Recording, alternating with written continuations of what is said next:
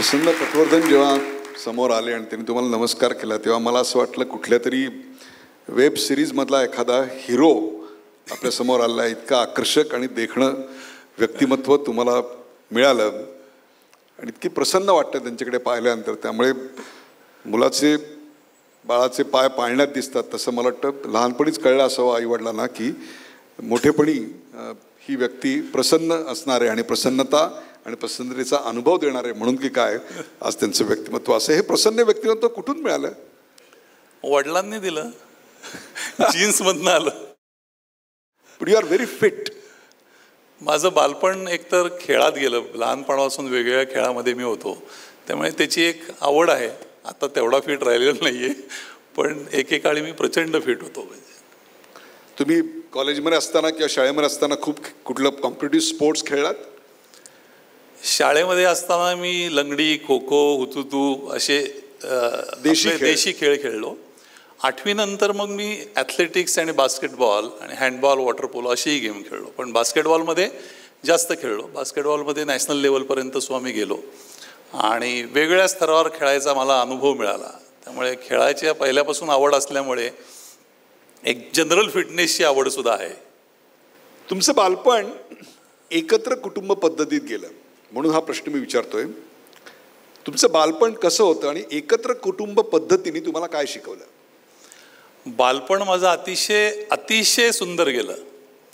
म्हणजे एकत्र कुटुंब पद्धतीत राहिल्यानंतरचे अनेक फायदे मला पुढल्या आयुष्यात मिळाले. एकत्र कुटुंब पद्धतीचा सगळ्यात मोठा जर का फायदा काय असेल तर तुमच्या वयाचेच नाही तर तुमच्यापेक्षा लहान, तुमच्यापेक्षा मोठे अशा सर्व वयाची स्त्री, पुरुष, मुलं, मुली असे सगळे एकत्र असतात आणि या सगळ्यांच्या बरोबर तुम्हाला जुळवून घ्यायला लागतं. त्यामुळे मॅनेजमेंटचे जे धडे असतात ते एकत्र कुटुंबात पहिले मिळतात.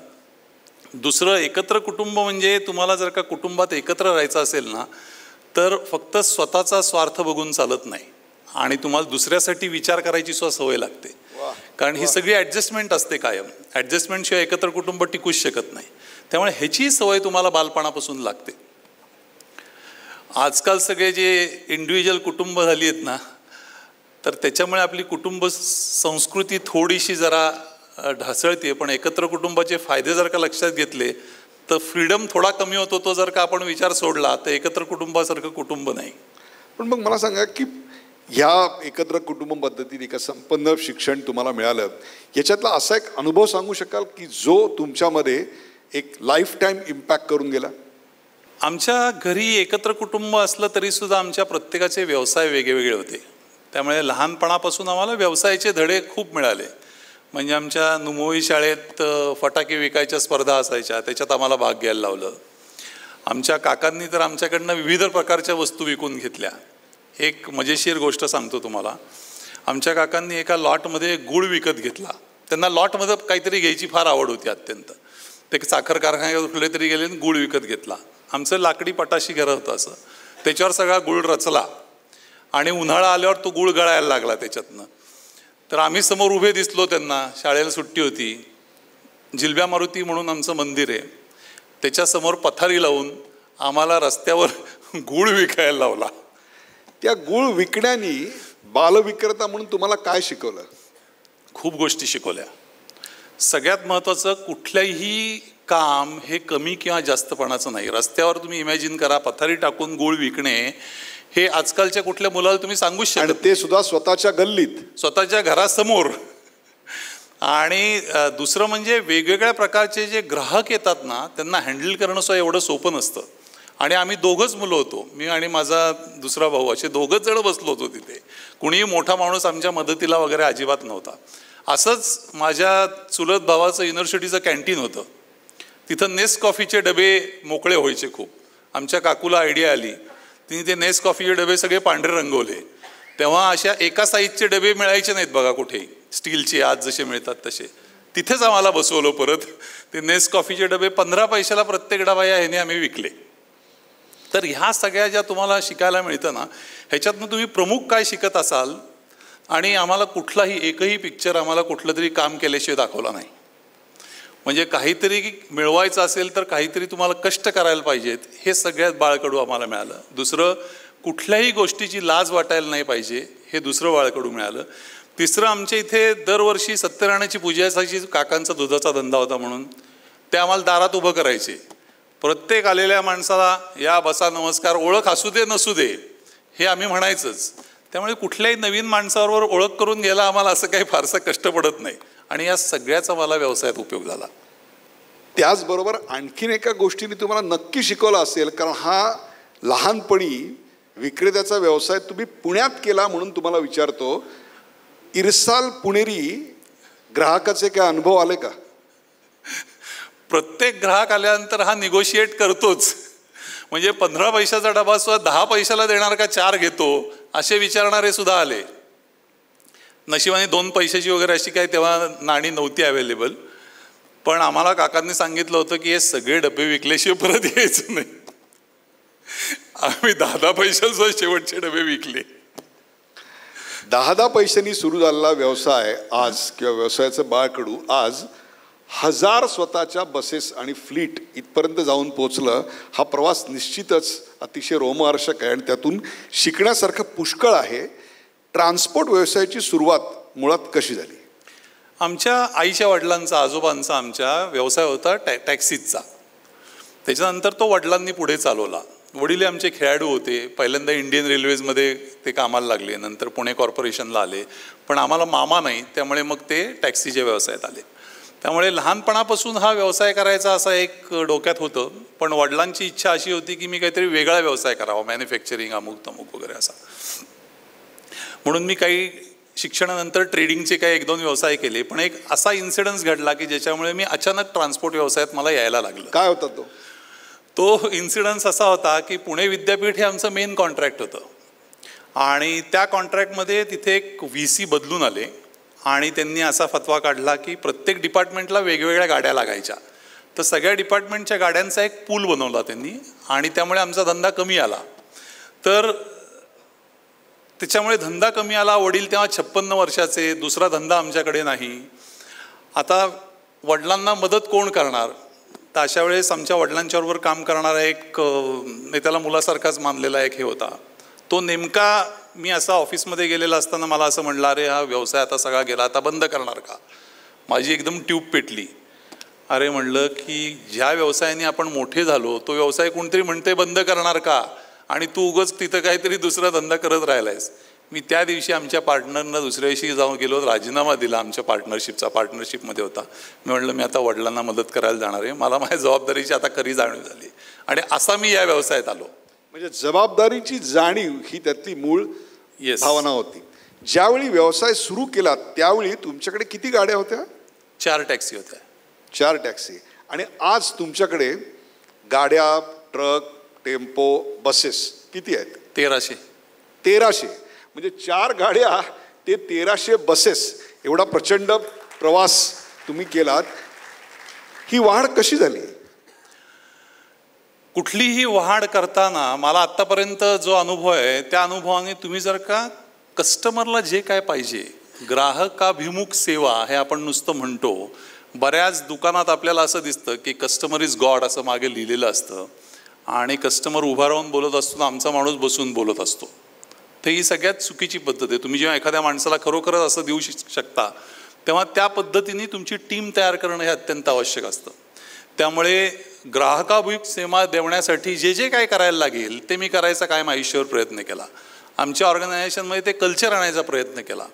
कारण साधी गोष्ट आहे की आपल्या इथले ड्रायव्हर किंवा क्लीनर किंवा असे जे लोक येतात ही ग्रामीण भागात नाही येतात, सगळे अशिक्षित असतात आणि त्यांना स्वच्छतापासून सगळं शिकवायला लागतं किंवा नम्रता वगैरे ही त्यांच्या अशी फारशी काही नसते. त्या सगळ्या गोष्टी त्यांना शिकवायला लागतात. त्यामुळे नुसतं म्हणून चालत नाही आमची ग्राहकाभिमुख सेवा आहे. तर चांगली टीम तयार करणं हे मला खेळातनं शिकलो मी.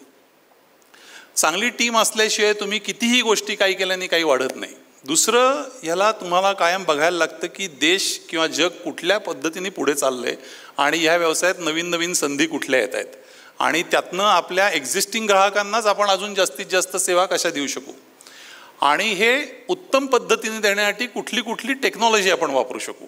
कारण टेक्नॉलॉजीचा उपयोग जर का मी केला नसताना तर 1300 काय म्हणजे 30 बसेस चालवताना माझी दमछाक झाली असती, की जी बऱ्याच जणांची होताना आपण बघतो. पण टेक्नॉलॉजीचा उत्तम उपयोग, चांगली टीम तयार करणे आणि कायम ग्राहकांचं ऐकत राहणे. म्हणजे आमच्या प्रत्येक ऑफिसमध्ये तुम्हाला एक बोर्ड दिसेल की प्रॉफिट फ्रॉम कंप्लेंट्स असा एक बोर्ड आम्ही लावलेला आहे. काय? Profit from complaints. वा, क्या बात आहे, मी पहिल्यांदा ऐकतोय. म्हणजे तक्रारीतून फायद्याकडे. त्यामुळे आम्ही त्यांना असं म्हणतो नेहमी की तुम्ही तक्रार म्हणून बघू नका कुठल्याही ह्याच्याकडे, कारण जो ग्राहक तुमच्याकडे तक्रार घेऊन येतो ना, माझा अनुभव असा आहे की तोच तुमचा लॉयल कस्टमर असतो. कारण त्याला तुमची चिंता असते म्हणून तो सांगायला येतो, नाही तर कुणालाही सांगायला वेळ नाही. ते म्हणतो जाऊ दे, परत ह्याच्याकडे यायलाच नको. त्यामुळे तो येतच नाही तुमच्याकडे. त्यामुळे जो तुम्हाला सूचना द्यायला येतो, तक्रारीच्या स्वरूपात असली किंवा कुठल्याही स्वरूपात असली तरी ती तुम्ही जर का पॉझिटिव्हली घेतली आणि ते सुधारायचा जर का तुम्ही प्रयत्न केलात तरच तुमची प्रगती होत राहते. त्यामुळे सगळ्यात महत्त्वाचं ग्राहकांचं ऐकत राहणे आणि त्याप्रमाणे व्यवसाय वाढवत राहणे. अनेक ठिकाणी कस्टमर इज किंग लिहिलेलं असतं, परंतु प्रत्यक्षातली वागणूक कस्टमरला कष्ट से मर तोच कस्टमर अशी असते. त्या पार्श्वभूमीवर ग्राहकाला इतका सन्मान देणारा माणूस खरोखरच पुण्यामध्ये जन्माला येऊ शकतो.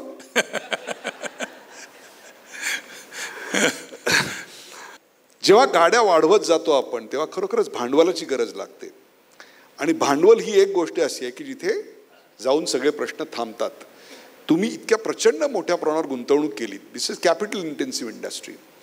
हे पैसे तुम्ही कसे उभे केलेत आणि त्याचे अनुभव काय होते? पहिल्यांदा मी फक्त कर्जावर पैसे उभे केले आणि माझ्या आयुष्यातले आलेले, म्हणजे तुम्ही आजही माझी अतिशय साधी राहणी आहे. मी काय भयंकर पैसे खर्च करतो असं नाही. ती सवय पहिल्या कुटुंबातनंच आम्हाला लागली आहे. त्यामुळे आलेला प्रत्येक पैसा मी रिइन्व्हेस्ट करत गेलो. आणि एका सर्टन स्टेजला माझ्या असं लक्षात आलं की हे पूर्ण नाही होणार, ह्यानी आपल्याला जे स्वप्न आहे ते पूर्ण नाही होणार. त्यामुळे मग इक्विटी फंड शोधायला लागलो. आणि त्यावेळेस जस्ट भारतात इक्विटी फंड यायला लागलेले होते. आणि मग मी वेगवेगळ्या देशात जाऊन सुद्धा माझी प्रेझेंटेशन्स दिली की पब्लिक ट्रान्सपोर्टमध्ये आपल्या देशात कसं कसं जास्त अपॉर्च्युनिटी आहेत. म्हणजे वर्ल्ड बँकेच्या हेडक्वार्टरमध्ये जाऊन मी प्रेझेंटेशन दिलं की पब्लिक ट्रान्सपोर्टला भारतात संधी किती जास्त आहे. म्हणजे नुमवी शाळेसमोर पथारी टाकून गूळ विकणे ते वर्ल्ड बँकेत जाऊन आपल्या व्यवसायाचं प्रेझेंटेशन करणे, इतका प्रचंड प्रवास तुम्ही केलात. काय होता वर्ल्ड बँकेचा अनुभव? म्हणजे पहिल्यांदी म्हणजे मराठी मीडियममधनं आल्यानंतर आपल्याला तो एक न्यूनगंड असतो ना, की इंग्लिश बोलायचा हाच पहिला न्यूनगंड मोठा होता. नशिबाने माझी बायको कॉन्व्हेंटमधली आहे आणि त्यामुळे मी पहिल्यांदा इंग्लिश वाचनाला सुरुवात केली आणि त्यातनं इंग्लिश सुधरत गेलो माझं. परंतु कुठेही जाऊन तुम्हाला तुमच्या देशात जर का इन्व्हेस्टमेंट आणायची असेल तर देशाच्या परिस्थितीबद्दलच पहिलं जास्त सांगायला लागतं, कारण मग तुमच्याकडे इन्व्हेस्टमेंट यायचा विषय. त्यामुळे देशाची परिस्थिती कशा कशा पद्धतीने सुधारते, कसा आमचा देश पुढे चाललेला आहे. आणि पब्लिक ट्रान्सपोर्टला तुम्ही इथे नुसते चर्चा करता की पोल्युशन वगैरे, पण तुमच्या इथं लोक ऑलरेडी कारला यूज टू झालेली आहेत. त्यामुळे तुमच्या इथलं पोल्युशन कमी करणं हे कम्पॅरेटिव्हली अवघड आहे. आमच्या देशामध्ये अजूनही लोकांना कारची सवय नाही, कारण ग्लोबल म्हणलं की तुम्ही पोल्युशन एकच आहे, अमेरिकेत हो नाही तर इंडियात हो. आजही तुम्हाला इंडियातलं पोल्युशन कमी करायला संधी आहे. आजही लोक पब्लिक ट्रान्सपोर्टकडे तुम्ही जास्त ढकलू शकता. त्यामुळे मोठ्या मोठ्या बँकांनी सुद्धा याच्यात येऊन फंडिंग दिलं पाहिजे पब्लिक ट्रान्सपोर्टला, कारण सगळी सुरुवात त्याच्यापासून होते. त्यामुळे आमच्या कंपनीमध्ये IFCची इन्व्हेस्टमेंट आली. CDC म्हणजे कॉमनवेल्थ डेव्हलपमेंट कॉर्पोरेशन किंवा इंटरनॅशनल फायनान्स कॉर्पोरेशन, अशा लोकांच्या इन्व्हेस्टमेंट आमच्या कंपनीत आल्या. आणि आज तागायत, म्हणजे हे दुर्दैव आहे मी सांगतो ते, हे काय फार अभिमानाने मी सांगत नाही, परंतु दुसऱ्या कुठल्याही ट्रॅडिशनल पब्लिक ट्रान्सपोर्ट कंपनीत इक्विटी इन्व्हेस्टमेंट आज तागायत झालेलं नाही पॅसेंजर ट्रान्सपोर्टमध्ये. क्या बात. कारण आम्ही त्याच्यासाठी एक फोरमही फॉर्म केला. मी हे सगळीकडे सांगत असतो जाहीररीत्या की अशा अशा पद्धतीने बिझनेस केला तरच इन्व्हेस्टमेंट येणं शक्य, नाही तर येणार नाही. कारण ट्रान्सपरन्सी ही अत्यंत आवश्यक असते, कॉर्पोरेट गव्हर्नन्स हा अत्यंत आवश्यक असतो. त्याशिवाय तुम्हाला कुठलीही अशी फॉरेन इन्व्हेस्टमेंट येत नाही. म्हणजे प्रमोटर बघून पैसे मिळतात वगैरे असं म्हणतात, पण अल्टिमेटली तुमच्या सिस्टीम्स, म्हणजे आमची प्रत्येक सिस्टीम डॉक्युमेंटेड आहे. म्हणजे आमच्याकडे बुक्स आहेत प्रत्येक ह्याची, आणि ती बुक्स आम्ही ट्रेनिंगला वापरतो आणि त्या बुक्सच्या बेसिसवरच SOPs लिहिलेले आहेत, त्याप्रमाणेच काम करतो. आणि हे सगळ्यामुळे कॉन्फिडन्स मिळतो समोरच्याला. पण हे सगळं प्रत्येक इंडस्ट्रीत, विशेषतः IT इंडस्ट्रीत असतं, परंतु तिथे देखील SOP स्टँडर्ड ऑपरेटिंग प्रोसिजर न वापरणारे चुकार कर्मचारी देखील असतात. त्यांच्यावर नियंत्रण कसं ठेवता? त्याच्यावर सुद्धा टेक्नॉलॉजी हाच एक इलाज आहे. म्हणजे आमच्या इथं आम्ही जी सिस्टीम काढली आहे की आम्ही ड्रायव्हरला सुद्धा प्रगती पुस्तक देतो दर महिन्याला, आणि आम्ही 8 सब्जेक्ट तयार केलेले आहेत. म्हणजे कुठला तर त्यातला एक ओव्हर स्पीडिंग आहे, हार्श ब्रेकिंग आहे, अनऑथोराइज स्टॉप्स आहेत, किंवा गिअर टू ह्याचा रेशोसुद्धा काय आहे ते, अशा बऱ्याच गोष्टी त्याच्यात आहेत. आणि त्याच्यावर बेंचमार्किंग ठरवलेलं आहे. त्या बेंचमार्किंगप्रमाणे टेक्नॉलॉजीतनं इनपुट्स येतात. तर ह्या सगळ्या गोष्टी तुम्हाला एका कंट्रोल रूममध्ये बसून करता येतात. म्हणजे तुमची बस जगभरात कुठेही फिरत असली तरी त्या बसमधलं तापमान किती, त्या बसचा स्पीड किती, त्या बसमधल्या इंजिनचा काय वापर होतोय, हे सगळं तुम्हाला बसून कळू शकतं आणि तुम्ही नियंत्रित करू शकता. 24/7 कंट्रोल रूम आहे आमची. आणि कुठल्या गाडीला यायच्या आधी कुठला फॉल्ट आहे हे आम्हाला आधी कळतं. म्हणजे असे इन्सिडन्सेस घडलेले आहेत की ड्रायव्हरचं इंजिनवर लक्ष नाही, इंजिन तापत चाललंय, टेम्परेचर वर गेले, कंट्रोल रूमने त्याला सांगून गाडी बाजूला लावायला लावली. तर ही टेक्नॉलॉजी आता इतकी ॲडव्हान्स झालेली आहे की तुम्हाला सगळं कळू शकतं एका जागी बसून. तुम्हाला कुठेही जायची गरज नाही. आणि त्यामुळेच मी शांतपणे जगूही शकतो. अदरवाईज हे जगणंही शांतपणे शक्य झालं नसतं. आता व्यवसाय म्हटला म्हणजे स्पर्धा आली, आणि स्पर्धा आली म्हणजे तुमच्यासारख्या सर्व्हिसेस तुमच्यापेक्षा कमी किमतीत देणारे लोकही आले. स्पर्धेला उत्तर कसं देता? स्पर्धेला 2 पद्धतीने उत्तरं देता येतात. पहिलं सगळ्यात महत्त्वाचं म्हणजे तुम्हाला कस्टमरला काय पाहिजे हे नक्की कळलं पाहिजे. दुसरं, तुमची क्वालिटी ही नेहमी इतरांच्यापेक्षा चांगली ठेवली पाहिजे तुम्ही. म्हणजे मी असं नेहमी समजतो की क्वालिटी तुम्हाला समोरचा वाईट असेल तर तुमची वाईटच असते कितीही तुम्ही प्रयत्न केलात तरी. त्यामुळे ओव्हरऑल क्वालिटी जर का वाढवत न्यायची असेल तर कोणाला तरी लीड घ्यायला लागतो, कोणाला तरी पुढे एक स्टेप जायला लागतं. तर मी ते करायचा प्रयत्न करतो. आणि नुसतंच माझ्यासाठी नाही तर इतरांना सुद्धा त्याबरोबरीने वरती खेचायचा प्रयत्न करतो. कारण ओव्हरऑल देशाची क्वालिटी सुधारली नाही तर 2 व्हीलर 4 व्हीलर काही कमी होणार नाहीत. ते काय पब्लिक ट्रान्सपोर्टकडे फार एन्व्हायरमेंटच्या हिशोबाने वगैरे कोणी जाणार नाही. त्यामुळे पब्लिक ट्रान्सपोर्ट चांगलं करण्यासाठी जे काय करायला लागेल ते करतो. त्यामध्ये स्पर्धा असली तरी सुद्धा स्पर्धेला मी घाबरत वगैरे अजिबात नाही, कारण मला माझ्या क्वालिटीबद्दल पूर्ण कॉन्फिडन्स आहे. दुसरं, तुम्हाला कॉस्ट ही कॉम्पिटिटिव्हच ठेवायला लागते. म्हणजे शेजारी 1 रुपयाचा जर का खर्च करत असेल तर तुम्ही 90 पैशात तो खर्च कसा भागवू शकाल हे तुम्हाला बघायला लागतं. आणि त्याच्यासाठी सुद्धा टेक्नॉलॉजीचा खूप उपयोग होतो.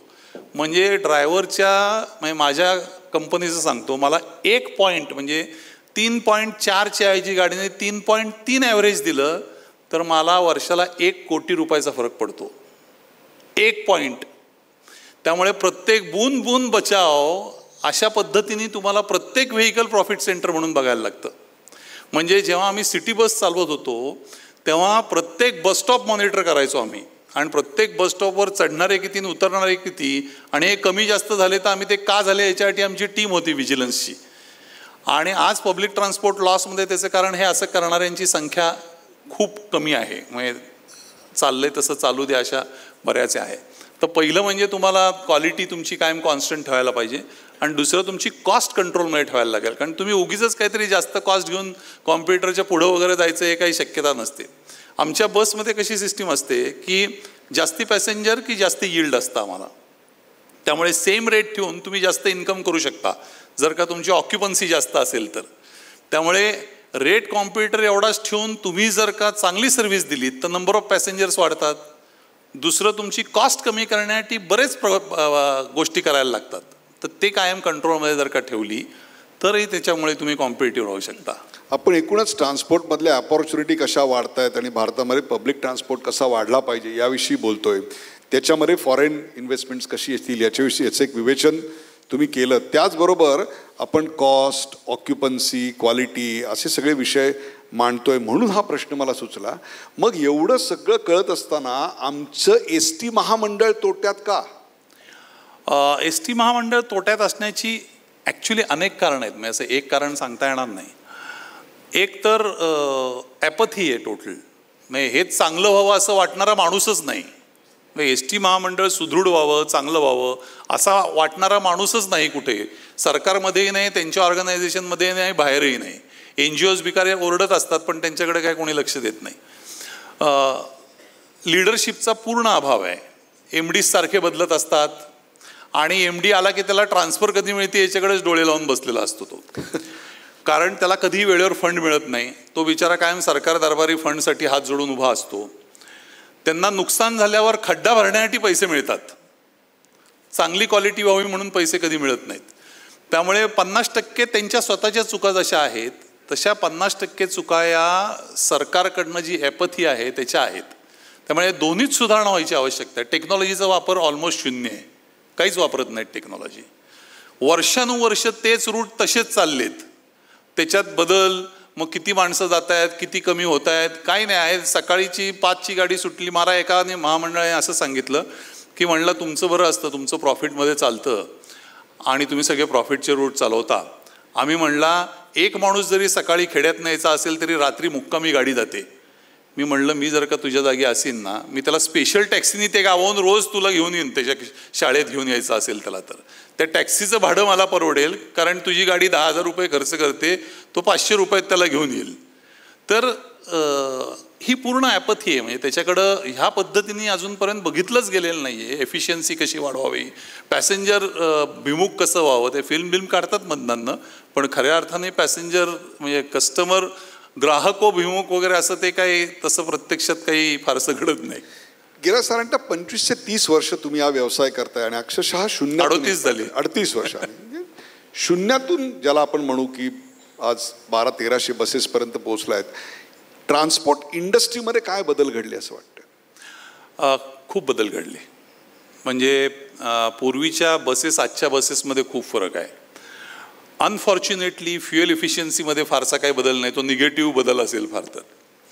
परंतु पहिली गाडी आम्ही जी घेतली, म्हणजे आता ॲम्बॅसिडर फिएटशी तुम्ही जर का सध्याच्या कार्स कम्पेअर केल्यात तर खूपच टेक्नॉलॉजीत बदल घडलेला आहे.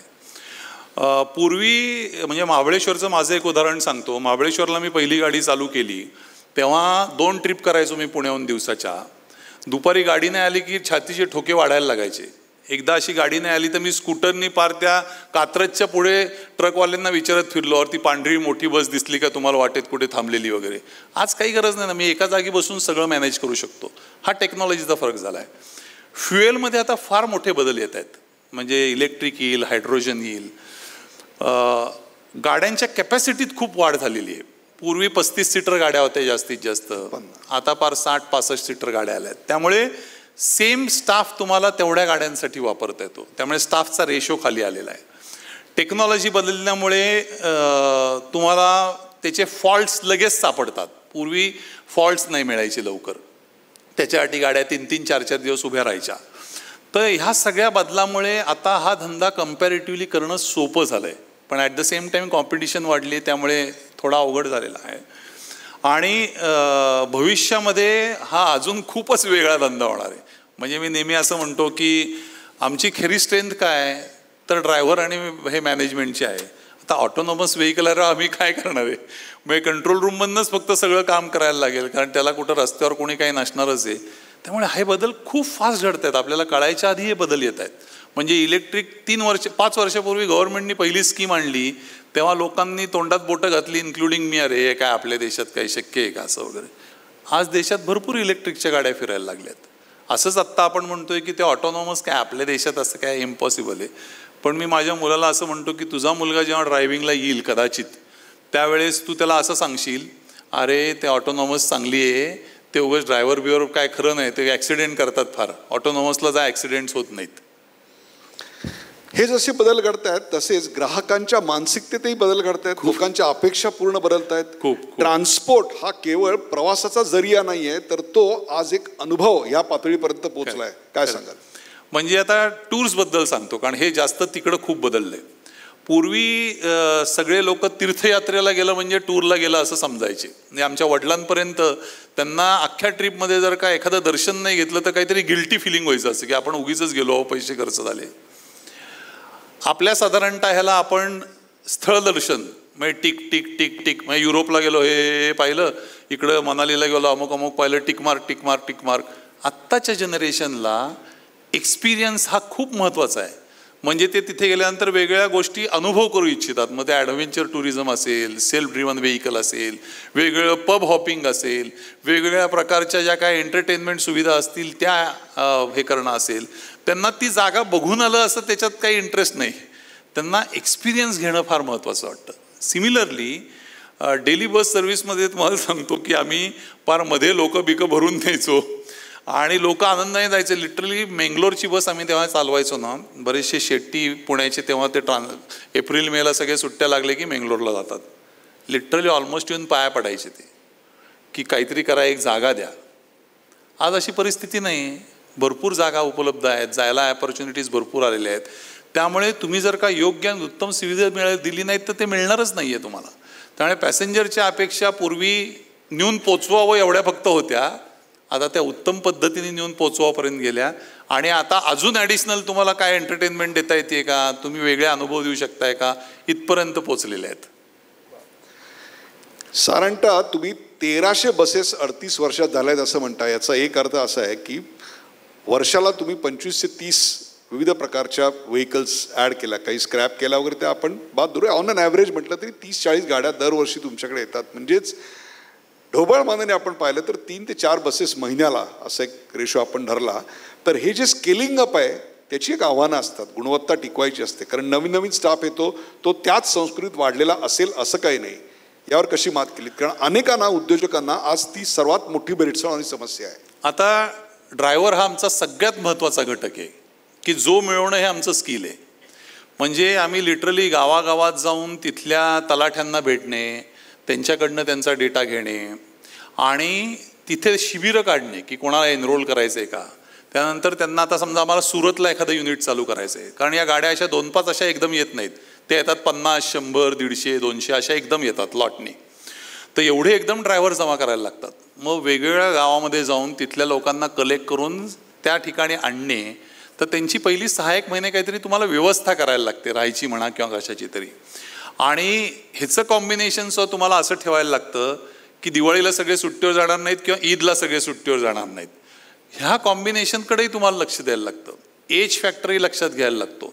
अशा सगळ्याचं आमचं एक त्याला एक ती सिस्टीम आहे की कुठल्या पद्धतीने नवीन युनिट चालू करायचं असेल तर कुठली लोकं किती घ्यावीत, आणि मग त्यांचं मेडिकल असतं, पोलीस व्हेरिफिकेशन असतं, अशा बऱ्याच प्रोसिजर्स असतात. तर हे एम्प्लॉय करणं हेच आमचं खरं स्किल आहे. म्हणून मी म्हणलं की मॅनेजमेंट आमच्या दृष्टीने आता ड्रायव्हर मॅनेज करणं हीच करी आहे. ते ऑटोनॉमस झाल्यावर आम्हाला आमची स्किल्स बदलायला लागतील. पण ह्याच्यासाठी तुम्हाला जनसंपर्क खूप ठेवायला लागतो वेगवेगळ्या ठिकाणी आणि तिथनं माणसं आणायला लागतात. पुणे, मुंबई अशा शहरात मॅनपॉवर मिळत नाही आणि ही मॅनपॉवर आणायची असेल तर तुम्हाला वेगवेगळ्या ठिकाणी फिरून तिथल्या लोकांच्याकडनं ती माणसं आणायला लागतात. आणि मग आणायची असतील तर तुम्हाला माहिती आहे त्याला काय काय बरेच उद्योग करायला लागतात. त्यांना राहायची व्यवस्था, यायची जायची व्यवस्था, कित्येक जणांच्या खायच्या हे वेगळ्या असतात. तसं काय काय करून ते मॅनेज करायला लागतं. गेल्या 30 ते 35 वर्षात आपण ट्रान्सपोर्ट इंडस्ट्री कशी बदलली ते पाहिलं, आपण कस्टमर सायकी कशी बदलली ते पाहिलं, मॅनपॉवर गरज आणि त्यांच्या ट्रेनिंगविषयी बोललो. परंतु ट्रान्सपोर्ट इंडस्ट्री म्हटली की अत्यंत सर्वात महत्त्वाचा विषय आणि तो म्हणजे रस्त्यावरचे होणारे अपघात आणि रस्त्याची कंडिशन. गेल्या 30 वर्षात काय फरक पडला?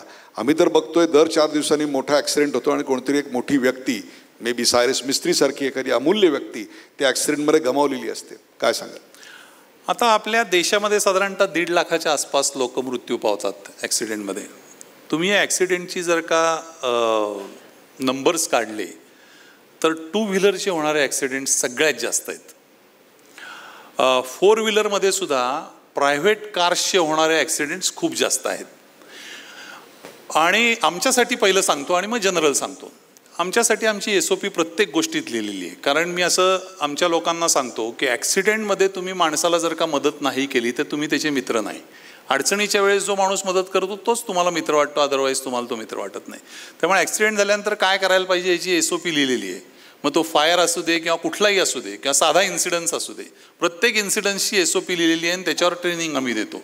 त्यामुळे त्यातल्या त्यात, मी असं म्हणत नाही आम्ही उत्तम करतो, त्यातल्या त्यात इतरांच्यापेक्षा, आमची दगडापेक्षा वीट मऊ आमचे लोक जरा बरा कार्य करतात. परंतु जनरल रोडचे ॲक्सिडेंट जर का आपण पाहिले तर आत्ता सेफ्टी फीचर कारला वगैरे खूप गडकरी साहेबांनी बरंच काय काय करून आणलेत. पण ॲक्च्युली आत्ता आमच्या कार्स, टॅक्सी किंवा बस 80च्या पुढे जाऊ शकत नाही. आल्टोसुद्धा 120 आणि 140ने हायवेला जाऊ शकते प्रायव्हेट जर का असेल तर. तर ह्याच्यात पॅरिटी यायची आवश्यकता आहे पहिली. म्हणजे स्पीड लिमिट हे सर्वांसाठी इक्वल असायला पाहिजे. दुसरी गोष्ट, 2 व्हीलर मला एक कायम न कळणारं कोड आहे की 0 to 90 in 9 seconds अशी राजरोज जाहिरात करून मुलांना बोलवलं जातं आणि त्यांना घेतलं जातं. ह्याची गरज आहे का आपल्याला खरंच? क्या बात. म्हणजे आपल्याला सिटी कम्युटेशनसाठी ह्या अशा ॲक्सिलरेशनचीच पहिली गरज आहे का नाही हे बघितलं पाहिजे. हे ॲक्सिलरेशन थांबवलं पाहिजे.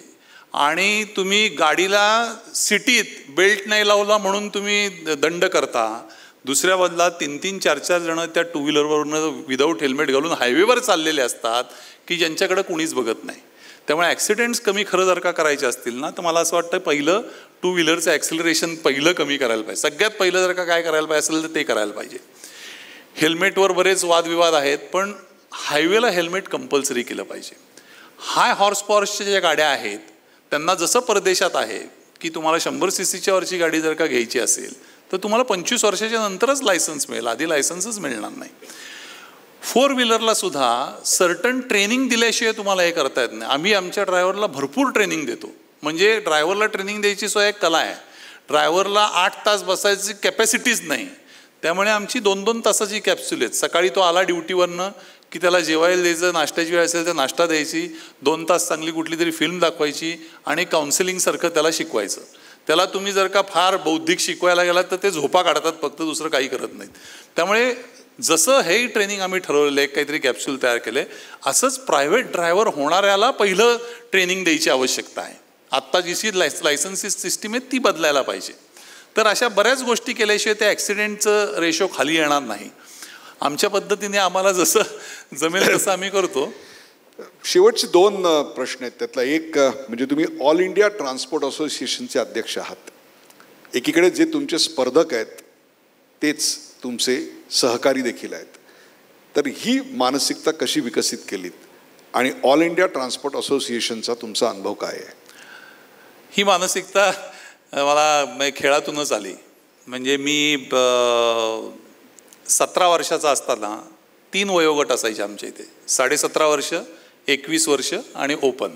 17.5च्या खालचे यूथ, ज्युनियर्स, मधले यूथ आणि सिनियर्स. माझ्या सुदैवाने मी या 3ही टीममध्ये होतो. पुणा डिस्ट्रिक्टच्या एकाच वेळी एकाच महिन्यात 3ही टुर्नामेंट झाल्या आणि या 3ही टीममध्ये मी त्याच महिन्यात होतो. तर 3ही रोल कम्प्लिटली वेगळे आहेत. म्हणजे तुम्ही जेव्हा लहान 17.5 खालच्या ह्याच्यात ते मी कॅप्टन होतो, त्यामुळे म्हणजे मी म्हणीन त्याप्रमाणे बाकीच्यांनी सगळ्यांनी चालायची अशी परिस्थिती होती. त्यानंतर 21 वर्षाखालच्या गटामध्ये मी सगळ्यांच्यासारखा एक फर्स्ट 5 म्हणतो आम्ही ज्याला, की इम्पॉर्टंट प्लेअर होतो पण इम्पॉर्टंट नव्हतो. त्यामुळे त्यांच्याबरोबर कसं जुळवून घ्यायचं, कॅप्टनचं कसं ऐकायचं वगैरे इतपत ते ट्रेनिंग सगळं तिथे मिळालं. मोठ्या गटात जेव्हा गेलो तेव्हा फक्त कपडेच सांभाळायचो. इकडले उचला तिकडे न्या आणि सेम आपल्या बिझनेसमध्ये घडतं. म्हणजे जेव्हा तुम्ही स्वतःच्या कंपनीत असता तेव्हा तुम्ही बॉस असता, तुम्ही सांगाल त्याप्रमाणे सगळेजण करत असतात, त्यामुळे सगळी जबाबदारी तुमच्यावर असते. जेव्हा तुम्ही असोसिएशनमध्ये असता तेव्हा तुम्ही इम्पॉर्टंट असता पण कलिग्ज असतात सगळे, त्यामुळे त्यांचं सगळ्यांचं ऐकून करायला लागतं. आणि सरकारमध्ये गेलं की फक्त कपडेच सांभाळायला लागतात. या सगळ्याचं ट्रेनिंग खेळातनं मिळतं व्यवस्थित. तुमच्या व्यवसायाला सध्या सर्वात मोठा फटका बसला तो कोविडचा. या कोविडच्या काळात माझ्या माहितीतल्या अनेक छोट्या मोठ्या ट्रान्सपोर्ट कंपन्या चक्क बंद पडल्या. तुम्ही तरलात कसे? त्यातनं काय शिकायला मिळालं? काय केलं? शनिदशा चांगली असते म्हणतात ना, तसं ह्याच्यातनं आम्हाला शिकायला खूप मिळालं. म्हणजे धार लागली. म्हणजे जेव्हा पहिला लॉकडाऊन डिक्लेअर झाला तेव्हा मला असा अंदाज आला की हे काही खरं नाही. म्हणजे एवढा लॉकडाऊन देशाचा जर का पंतप्रधान करू शकतो तर हे काही साधं गणित नाही आहे. म्हणजे हे काहीतरी फार मोठं काहीतरी घडू शकतं. मी पहिली इन्स्ट्रक्शन आमच्या कंपनीतल्या सगळ्यांना दिली की आमची वेगळ्या ठिकाणी बँक अकाउंट आहेत, कारण वेगळ्या शहरात आमच्या सेवा चालतात. म्हणलं बँक अकाउंटला सगळ्यांनी सील लावायचं, एक पैसाही कोणालाही द्यायचा नाही. आपले जेवढे केवढे एम्प्लॉई आहेत त्यांचा 6 महिन्याचा पगार ह्याच्यातनं व्हायला पाहिजे. आपल्याला एक पैसाही येणार नाही असं समजायचं आणि त्यांचा पगार आपल्याला ह्याच्यातनं करायचा आहे आणि मग रिव्हर्स वर्किंग करायचं. त्यामुळे 1 लाखाच्या वरचे ज्यांचे पगार असतील त्यांना 1 लाखाच्या वर कोणालाच मिळणार नाहीत. आणि मग खाली पर्सेंटेज वाईज ज्याला ज्याला कोणाला जे काय असतील त्याप्रमाणे करायचे. तो पहिला हे केला. दुसरा, पहिले 6 महिने आम्ही तरलो, कारण तितपत बफर साधारणतः प्रत्येक जणाकडे काही ना काहीतरी असतो. दुसऱ्या लाटेने मात्र आम्हाला फार हैराण केलं. तेव्हा आम्ही त्याच्या आधी बरंच शिकलेलो असल्यामुळे लाईन लेवलला गेलो प्रत्येक. म्हणजे इतक्या लाईन लेवलला गेलो की बाबा मॅनेजरला ह्या ना 250 रुपये मोबाईल अलाउन्स आहे ना, 125 रुपयात काय करता येईल ते बघा, मोबाईल कंपन्यांची बोला, इलेक्ट्रिकचं बिल तुझं इतकं आहे ना ते तुझे वीज बदल, AC बंद कर, एवढ्यात तुझं विजेचं बिल भागलं पाहिजे. अशा प्रत्येक लाईन लेवलला गेलो आणि कॉस्ट कमी केली. जी ऑफिसेस परवडत नव्हती ती सोडून दिली. मालकांच्या समोर हात जोडून उभा राहिलो किंवा निम्माच भाडं देऊ शकतो किंवा 6 महिने तर नाहीच दिलं. कित्येक मालकांनी आम्हाला खूप सहकार्य केलं. 6 महिने भाडं घेतलं नाही, काही काही जणांनी 9-9 महिने भाडं घेतलं नाही आणि कमी भाडी करून घेतली. त्यामुळे भाड्याचा सगळा खर्च वाचला. अशा प्रत्येक हेडखाली आम्ही पैसे वाचवले. म्हणजे एकही हेड आम्ही असा शिल्लक ठेवला नाही की जिथं आधीचा खर्च आणि आजचा खर्च सेम आहे. आणि आता तेव्हा आम्ही फारच कमी केलं होतं, पण आता रॅम्पअप करून सुद्धा आम्ही 25-30% परमनंटली वाचवलेत. मला आता आश्चर्य वाटतं असं की अरे तेव्हा कसे एवढे खर्च करत होतो आपण. प्रेक्षको, मागचे अर्धा तास आपण एका नुसत्या प्रसन्न व्यक्तिमत्वाला ऐकत नव्हतो, तर एका व्यवसायाचा अनुभव घेत होतो आणि त्यातून जीवनाचं शिक्षण मिळवत होतो की प्रतिकूल अशा वाटणाऱ्या व्यवसायात देखील कसं कूल राहता येतं. याचं उत्तम उदाहरण म्हणजे प्रसन्नजी आहेत. प्रसन्न पटवर्धन हे केवळ एक उद्योजक नाहीत, तर ती एक उद्योग संस्था आहे. ज्या संस्थेच्या वटवृक्षाखाली इतर अनेक मराठी उद्योजक आज फोफावत आहेत, वाढत आहेत. शिकण्यासारखं ज्यांच्याकडे भरपूर असतं त्यांनाच शिकवायचा अधिकार असतो, म्हणूनच त्यांना ऐकायला अनेक लोक अनेक ठिकाणी जमतात. याचं कारण उद्योजक म्हणून ते अशा गोष्टी बघतात की ज्यांच्यावर त्यांची श्रद्धा असते. आणि म्हणूनच 4 गाड्यांनी सुरू झालेला व्यवसाय 1300 इतक्या प्रचंड मोठ्या बसेसपर्यंत पोहोचतो आणि 1300वर पोहोचल्यानंतरही तीच चोख सेवा पुरवली जाते. म्हणूनच त्यांचं नाव लहानपणी आईवडिलांनी प्रसन्न ठेवलेलं असतं. जोरदार टाळ्या त्यांच्या.